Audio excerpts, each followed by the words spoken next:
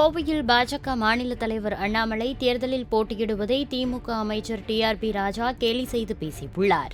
நம்மளாம் வீடு வீடா போய் திண்ணை பிரச்சாரம் செஞ்சு கட்சியை வளர்ப்போம். எதிரணி அப்படி கிடையாது. வெறும் வாட்ஸ்அப், வெறும் பேஸ்புக், அங்கேயும் போய் கட்சியை வளர்க்கலாம். வளர்க்கிற மாதிரி வளர்ந்த மாதிரி ஒரு சூழலை உருவாக்கும். அதை முறியடிப்பது மிக முக்கியம். நம்ம ஆளுக்கே என்ன பிரச்சனைனா, ஒருவேளை அவன் வளர்ந்துட்டானோ அப்படின்னு ஒரு மண்ணும் கிடையாது.